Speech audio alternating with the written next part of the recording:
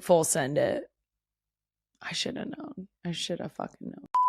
Welcome back, real ones, to season 2 of Not Gonna Lie, a Wave original brought to you by CVS Health. I'm your host, Kylie Kelce, and if you're new to the show this season, here's pretty much everything you need to know about me. I have a bunch of kids, a whole horde of children, 4 girls to be exact, and no, we don't need to try for a boy, so suck my ass. My husband played for the Eagles for 13 years, but please, dear God, do not call me a wag. And I'm officially in year 2 of this podcast where I talk about wiping kids' butts, issues important to women, and I get to speak to people that I have absolutely no business speaking to. Now, you might be wondering, what's going to change in season 2? Fucking nothing, including the way I speak. Which, of course, brings me to the first point. Queen Emma is rage baiting me with a brand new swearing complaint here. Why do the Kelce family swear so much? At least Trevor and Kylie do. First of all, who the fuck's Trevor? If you mean Travis, my brother-in-law, you're fucking right, we do. Also, just keep scrolling. You literally don't. I really cannot emphasize this enough. Once you interact with the content, you're going to continue getting the content. And then you're going to continue getting me and Trevor swearing our asses off. Coming up on our season 2 premiere, since it's our first episode of 2026, I'm going to share my ins and outs for this year. And spoiler alert, giving a fuck is definitely out for a second year in a row. Feels good. After that, I flew all the way out to LA to sit down with today's guest. And I'd do it again, which is really saying something. She's a multi-platinum superstar with some of the best pop hits ever. Guys, it's Demi Lovato. What? I know. I'm confused too. But before we get to all that, let's start off with our NGL announcements. First up, the real ones might have already seen the news. I'm going to the Winter Olympics. And not only am I going, NGL is going. Yep. Squad, roll out. Appropriate usage. Okay. We're going to be taping 2 Olympic episodes right from Milan. This is... The first one comes out February 19th.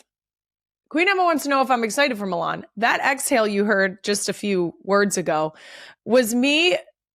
I regularly have an experience on this podcast, similarly to announcing that we have interviewed Demi Lovato for this episode and all of the other guest announcements that we had the absolute pleasure of doing in season 1.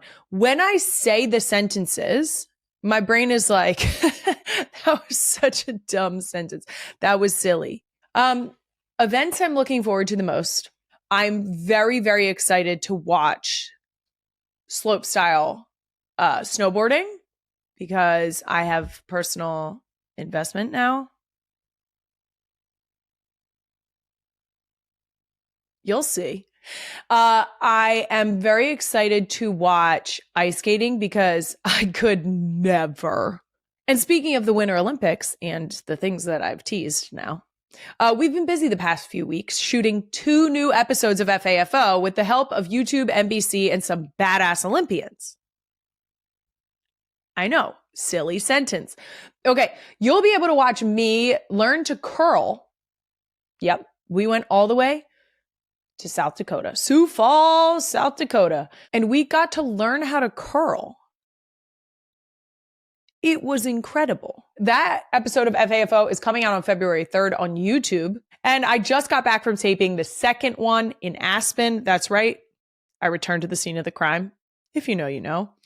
I got to meet with Jamie Anderson, who was incredible. You'll be able to watch me eat shit countless times. We're literally going to have an eat shit counter. So just stay tuned for fun. All right, that's it for our NGL announcements. And now, in honor of my mother-in-law's debut on Traitors, I'm going to attempt to recap it, which probably isn't going to go well because I don't watch reality television.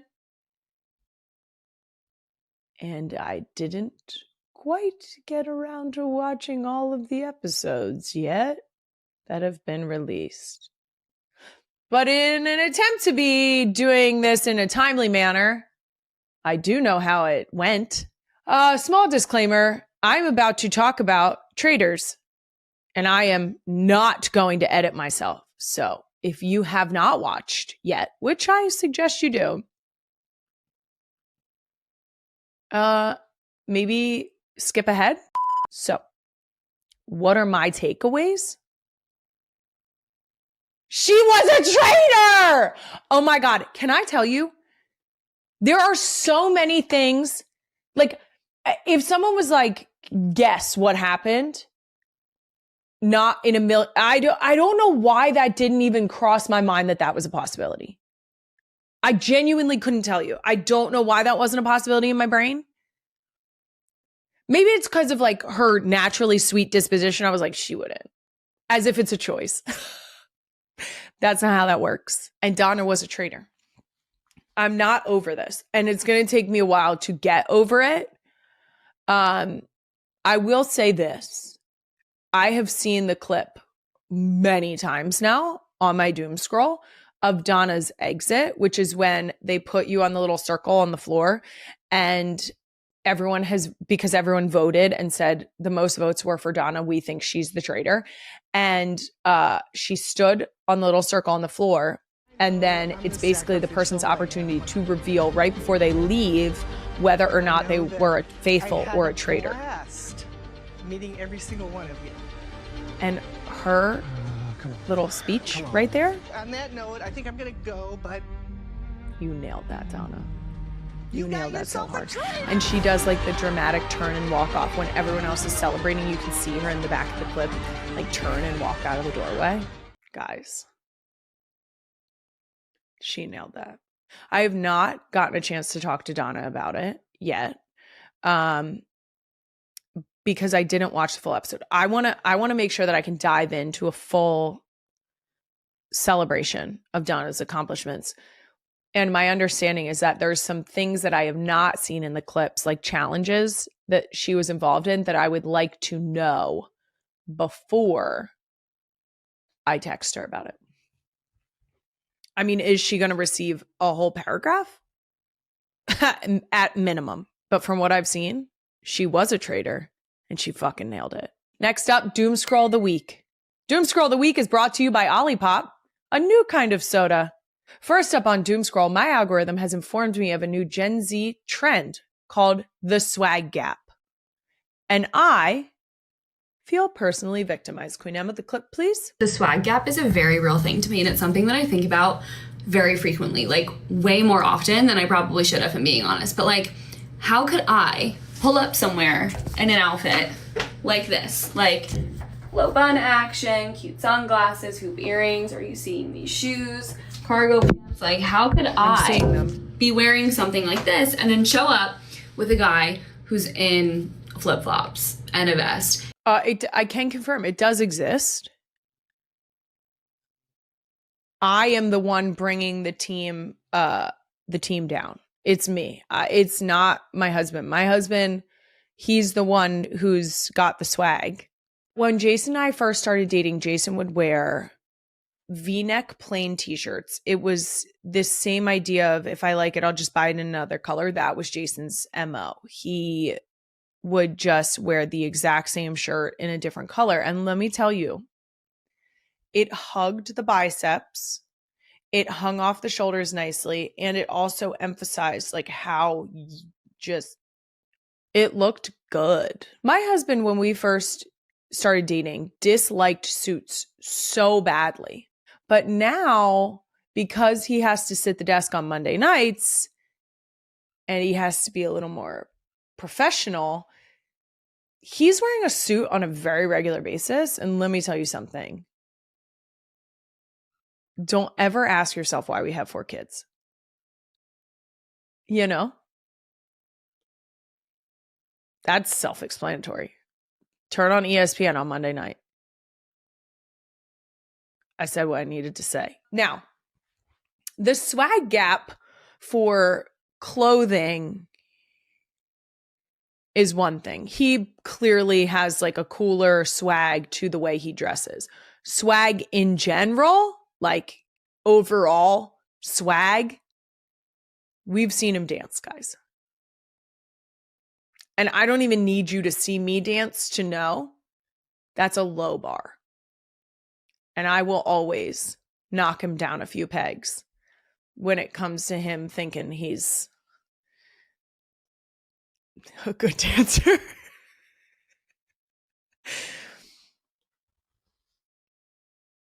I mean, I find it cute and endearing, but like we've seen it. Okay. Next, like I said earlier, I just got back from a work trip. So this TikTok really hit close to home. Queen Emma. The side of traveling for work no one warned you about, the pump and dump. Oh, she's dumping. Oh my God, there's so many bottles of milk down the sink. Oh, and crying emojis. Oh, this hurts my soul. Coming from someone who is admittedly a bare minimum supplier. That's what I call myself because that is the truth of my breastfeeding journey. And it has been for all 4 children. Okay. This is not a self-deprecating situation. This is legitimately just me being realistic with how my breastfeeding has panned out for all of my children. That being said, because we are weaning, Finn was, when we were away on the work trip, getting formula bottles. I then had to pump and dump. Now, coming especially from a bare minimum supplier who on a regular basis has been truly deeply disappointed with what was contained within the pump once I took the pump off, to dump out 3 to 4 ounces aside was like a dagger to the heart. It was, first of all, I would have this moment of pride where I was like, oh, and then right down the hotel sink it went. It's sad. I didn't want to get a clogged duct, which everybody knows sucks. I will say one of my biggest tips for clogged ducts, which I think is something that I discovered when I had one with Wyatt. If you have a handheld shower head, you can turn it on the hardest setting possible and the hottest that you can handle it and massage. Yep. I'm saying this out loud for the internet. And I'm going to finish my thought now because it's not going to stop me. You massage it down your boob towards your nipple and then get out of the shower and pump right away or feed the baby right away. But it would probably work better to pump right away. You're welcome. Finn did finally fully cut a tooth. There is just one tooth right at the bottom.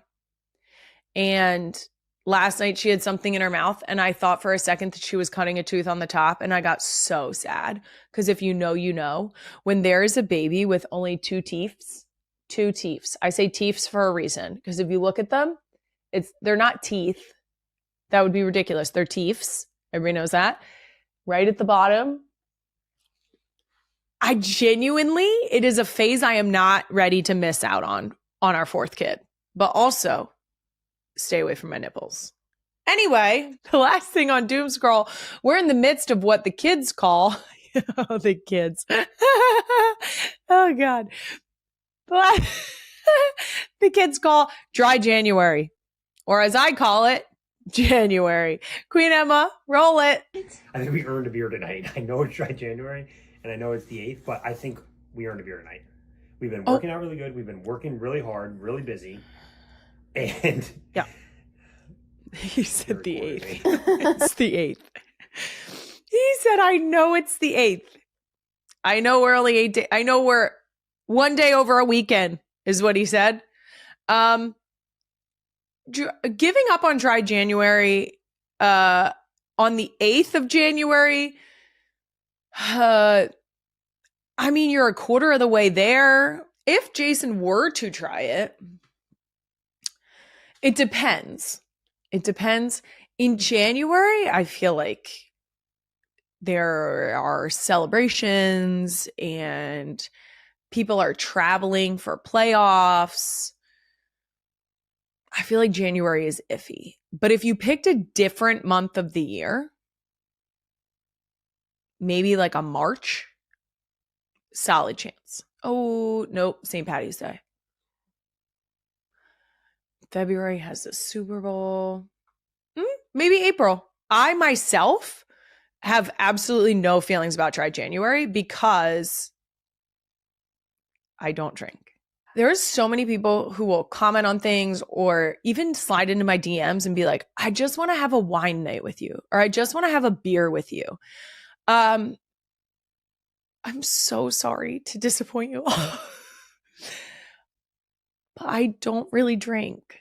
My go-to at a bar, a fully stocked bar specifically, is always going to be a Shirley Temple. But apparently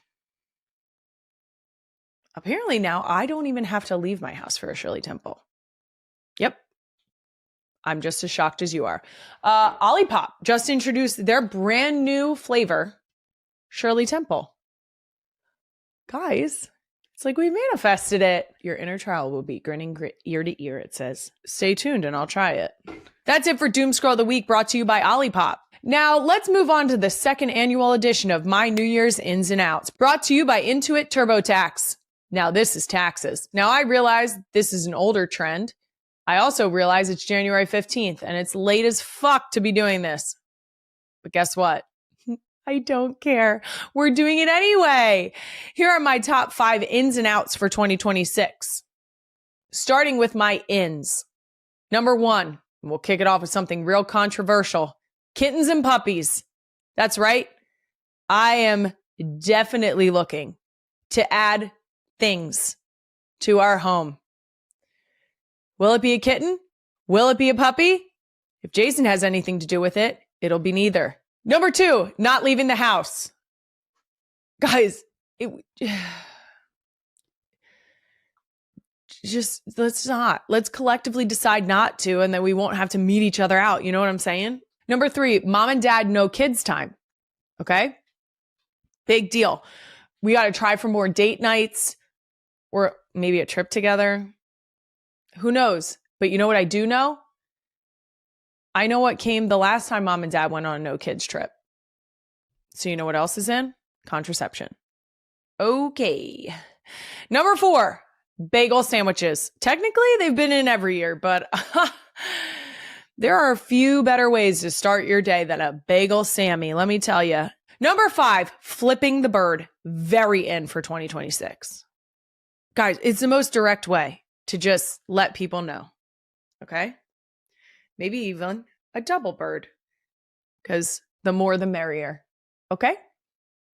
The best part about flipping the bird, it's right there. You're not questioning where you stand with me. Right there. Okay? Fuck it. And I said that with my whole chest. Sometimes it's playful. Sometimes it's serious. That's for you to decide. Bonus ins that just missed the cut. Bugs, because you know I love bug hunts. ADHD, because I can't help that. Turtles, because Queen Emma made this list. And room temperature water. Big in. Big on room temperature water. Maybe it should have been an in. You get it. Outs. Number 1, hard pants. This is the easiest one. I don't even think it needs an explanation. If I have to button them, should I be wearing them? That's a good question to ask yourself. Number 2, crop tops. Cut it out. Stop it. Every brand that is only offering crop tops now, kiss my ass and my belly button, because you can see it. Hi, Patricia. Hello. How are you? Are you good? Are you in for 2026? You're in. You're so in. Beards. Bearded ladies in for 2026. Patricia said that. Crop tops. Can you go lay down? Because I can see your nose. Thanks, lady. Number 3, acting professional. This is an out because over here, we are the most unprofessional professionals you will ever meet. Okay? I have said suck my ass on our sales calls. More than once. Number 4, cooking with toddlers. I've had enough of this. If the mess was worth the end result being that they actually eat the meal, I would do it every day of the week. But you do one make your own pizza night, get through the entire process, bake the pizzas, and then they look at you and tell you they're not eating it. You might flip the script too. Number 5, once again for the second year in a row, giving a single fuck. It's out. It is out. And by giving a single fuck being out, I mean giving a single fuck about things you cannot control. Okay? Let go. Relinquish it. But also, give a fuck about the things that matter. Okay, bye. Bonus outs that just missed the cut. Dallas. Because fuck them. Sorry, Demi and Kelly. The word bitch, except when baby back is in front of it. Los Angeles. Out. Guys, what are we doing out there? That does it for my 2026 ins and outs, brought to you by Intuit TurboTax. Coming up, we're going to LA to meet Demi Lovato. In the meantime, some messages from me. If you're a real one, you already know I'm a lifelong germaphobe, and living in a house with 4 children, 6 and under, a large dog, and my husband, it forces me to confront that phobia on a daily basis. I've seen some disgusting things in my household. I mean, I have one child who every single time she goes to the bathroom, I have to remind her to actually wipe. I said what I said. The other day, Wyatt asked me why we go through hand soap so quickly. I thought that was obvious, but I did explain it to her. She's a multi-platinum Grammy-nominated sensation behind some of the best pop bangers of all time, like Sorry Not Sorry, Cool for the Summer, and Confident. She just put out a new album called It's Not That Deep, and you can see her on tour this spring. She's also an actor, producer, and now she's officially Not Gonna Lie. Demi Lovato, welcome to the show. Thank you. I am so excited to talk to you. I mean, your music is, every single time it comes on, it's an absolute bop. Which is probably cringe of me to say because I think bop is probably out by now. No cringe. Who cares? Right? Okay, yeah. It's a bop. Thank you. They are just so they're just like a good time, and like every time they come on, I feel like I know every word and I sing along, and it's delighthtful. All of your music. Thank you.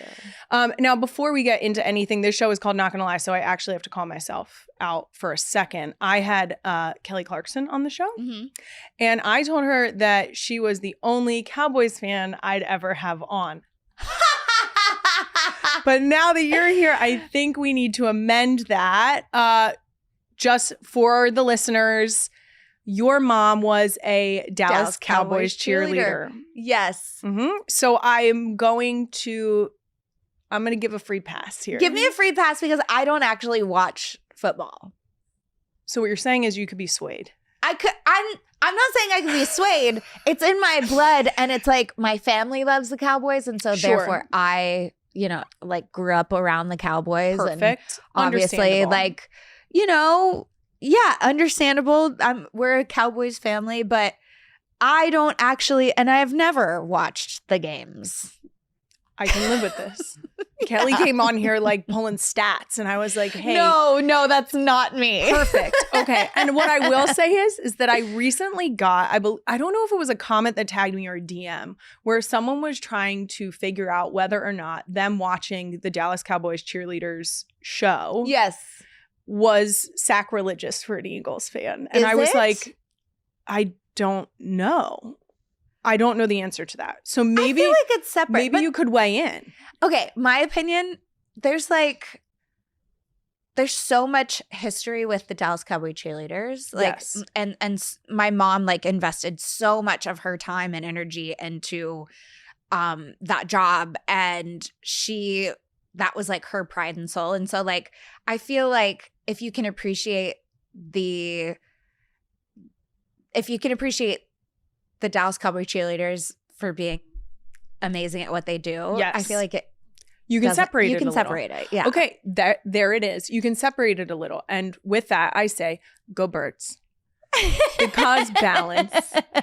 It will not be me watching the Dallas Cowboys cheerleader show because it does still feel a little fucked up to me. But I'm gonna leave that one alone. I'm gonna leave that one alone. Honestly, it is so impressive what they do. It's so impressive. And my mom would tell me stories of like how difficult it was to like be on the field in 110-degree weather and not being able – this was back in the day of like not being able to like have frequent water breaks or crazy things like that where it's like it's different now. They put her through a lot, but it was all in the best way. Like just hard work, you know. They were out there being athletes too. Yes, exactly. Yeah.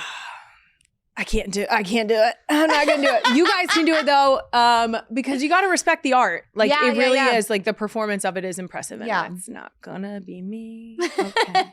Well, now that we have that figured out, I've been so excited to talk to you about your music because huge fan, like I said. Thank you. And we just got treated to even more music with your new dance pop album, It's Not That Deep. Yes. What is your personal favorite song from the new album? Kiss like is just so fun to me. That and it like embodies what the album is, where it's like I'm not taking myself too seriously. I'm having fun with it. It's sexy, it's flirty. And so I think Kiss is probably like my favorite from the album, but I also love Frequency. I also love Ghost.